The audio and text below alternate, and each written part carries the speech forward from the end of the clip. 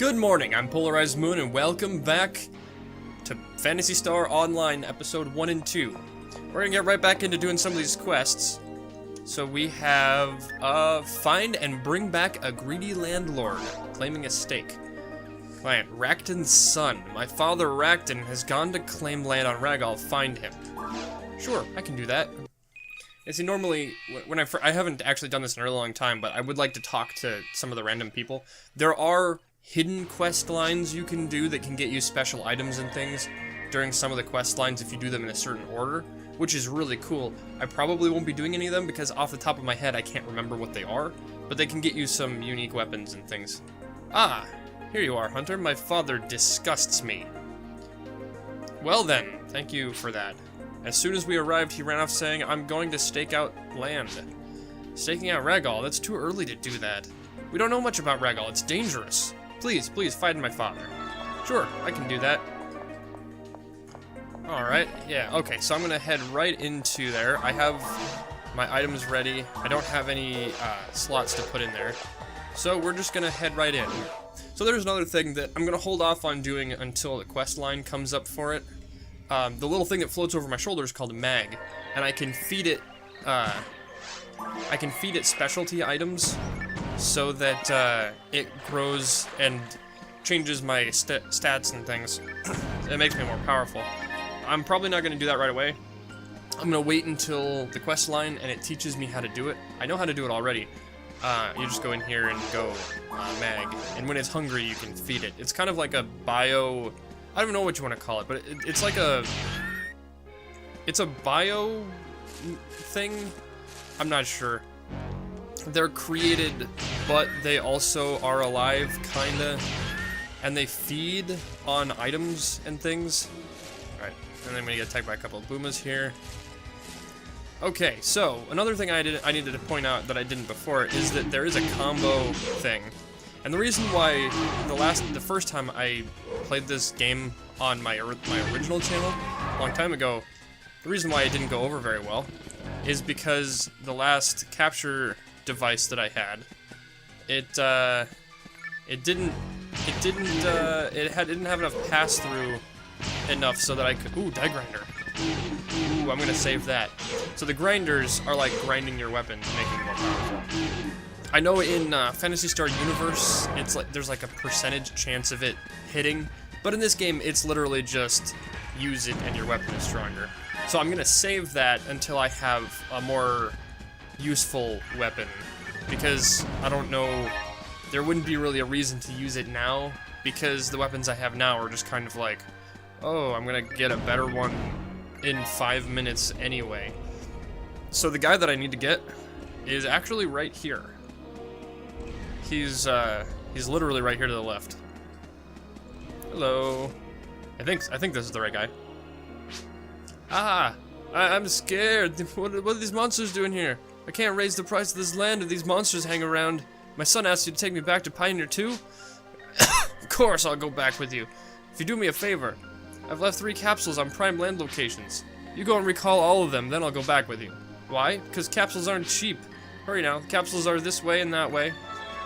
Yeah, so I need to go around and I need to collect the land claiming capsules. I'm not really sure what that means, but oh, it's been so long since I've done this quest. I don't remember where they are. I think one might be back here, because I remember I think this might have been the quest that yeah, it took me so long the very first time.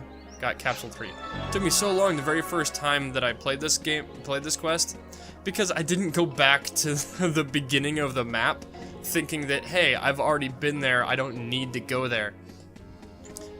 But it's tricky. I mean, the map is kind of small anyway. I don't know why. I mean, I was really young when I played this the first time. So then one is over here through this way. And yeah, basically you're just fighting a bunch of monsters. That's how this game works. Okay, I do have a lot of... I love this game so much. I love the scenery, I love the plot, I love the story. And let's take out these guys. These boomas, a lot of these monsters actually scared me a lot when I was a little kid. I do know that all the Phantasy Star games take place in the same condensed timeline, or like the same universe. But I don't think many of the series, like the different series, actually have any like correlation between them other than one thing, which I won't say because it's kind of spoilery. There is one connecting thread that runs through the entire series. If I remember correctly, I think a guy shows up in that. Got capsule 1. Okay. So a lot of the monsters, there are multiple versions of them, and they have different weaknesses and different strengths. So like the regular Booma is the weakest of the 3 types of Boomas, and its weakness is fire. And then the Go Booma is the yellow one, and it's a little bit stronger in its weakness to lightning. And then there's the Gaigo Booma, which is kind of like has like a purplish thing on top of its head, and it's the strongest of the 3, and its weakness is ice. So there is kind of and then there's some monsters who can't be attacked by certain types of weapons, or they have, things like that. So there is strategy involved here. It's not quite just a hack and slash.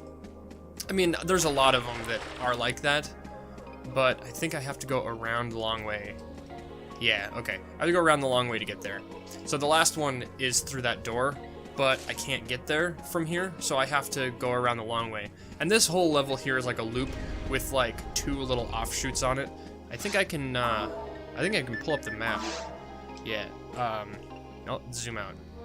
So this map always looks like this.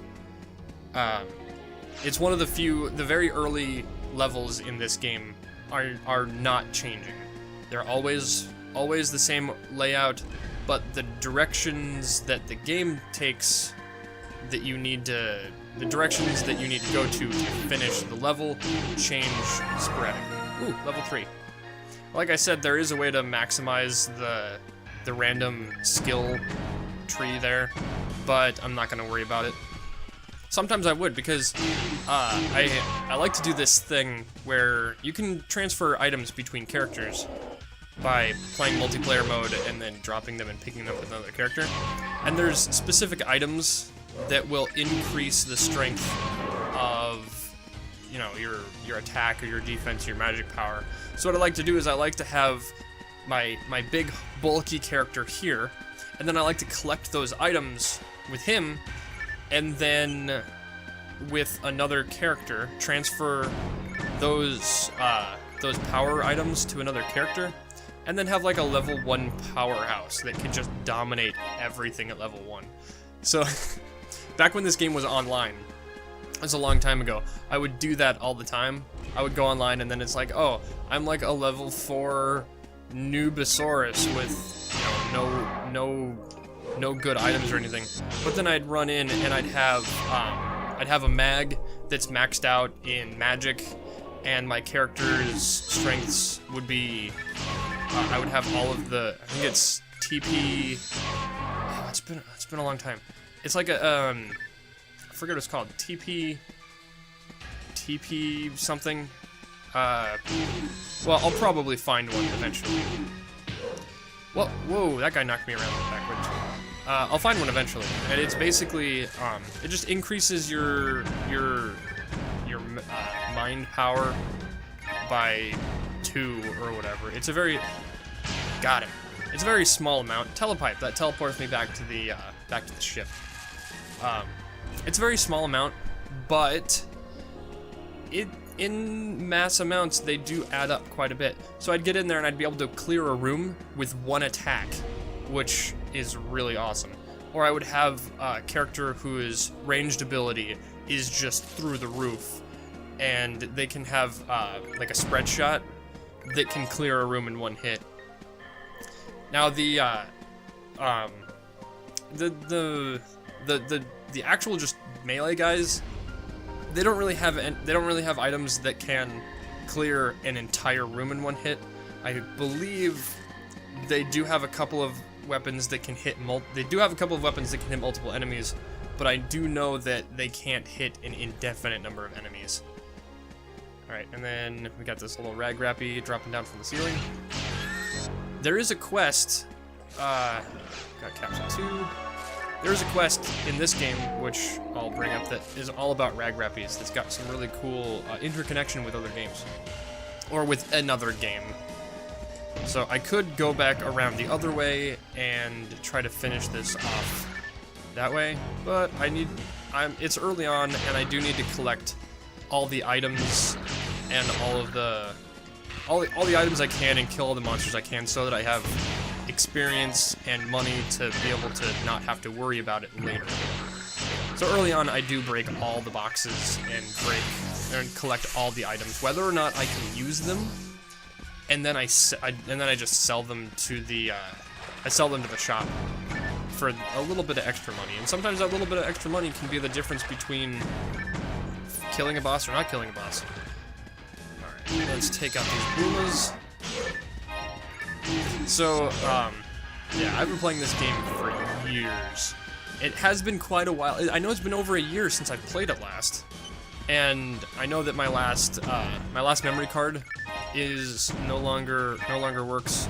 So as of right now, this is the only character I have, which kind of sucks. It's one of those things where, since the GameCube is you know, memory card activated and everything, if the memory card gets broken or destroyed, then you have to start all over. But you have no idea how many times I've started over this game. There have been times where I've played this game for hours and hours. You have all 3 capsules. Now let's get out of this dangerous place. Hurry. Arrgh. Yep, and then he just teleports away. Wow, this episode is pretty short. 12 minutes.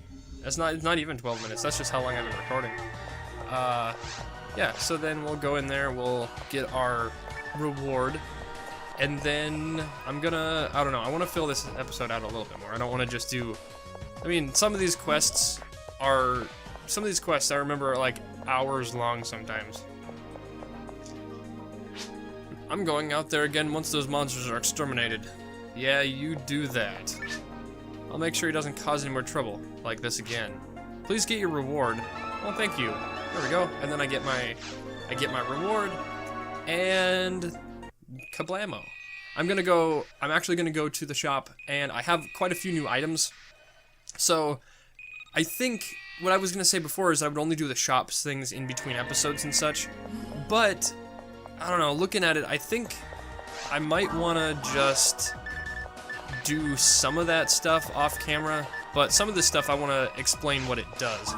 So if I sort here, so yeah, when they have a blue, when they've got green here, that means that they have an advancement over a certain type of enemy. So there are 4 major levels in PSO1, and there's the first level, which is the forest, which has all the native creatures. So if you look here, this handgun has +5 against native creatures. So it does +5% more damage to the monsters that I've been fighting. Whereas this saber here will do 10% more damage in the next level, which I won't get to for a while.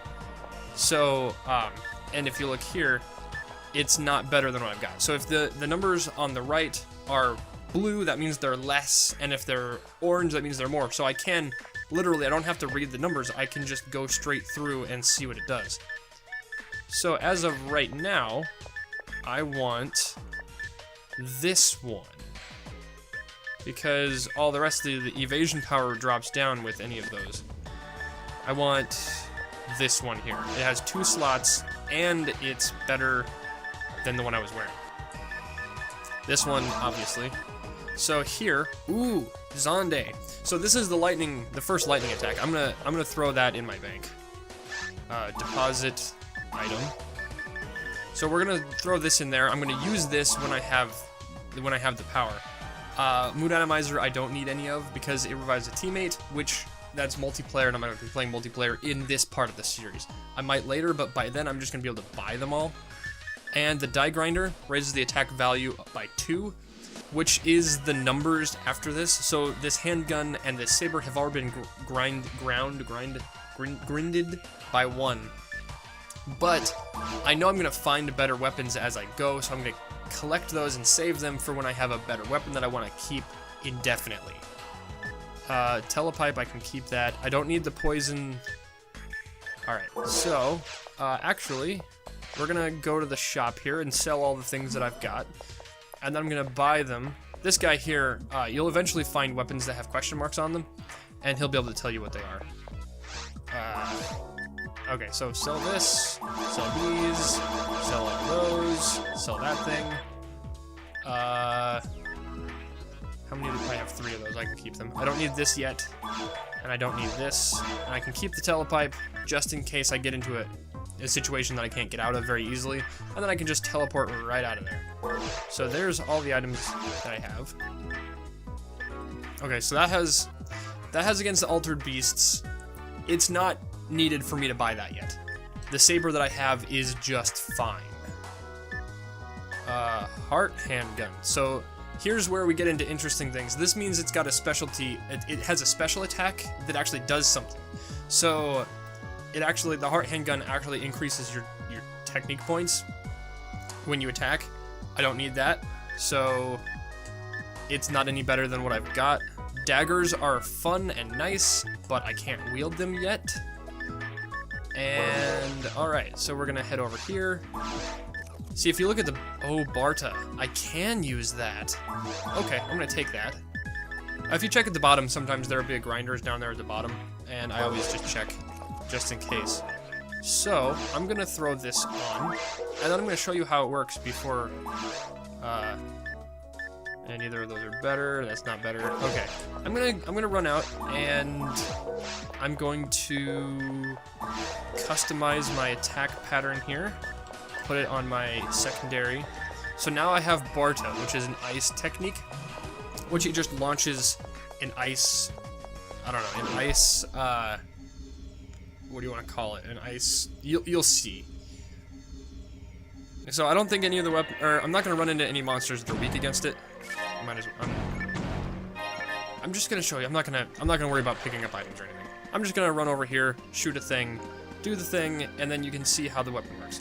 So if I press R, it'll bring up my secondary thing here. So yeah, it's like an ice pillar across, or it's like an ice blast or whatever. So it's only level 1 right now, but it does hit multiple enemies. So if there were like 5 enemies all in a row here, I like to do things based on damage potential. So the attack, my physical attack, only does about 19. So if I have 2 of them in a row, I'm doing double the damage. Yeah, I'm doing 26 damage. I can be doing 26 damage with a critical hit, or with the strong attack, I can do quite a bit more.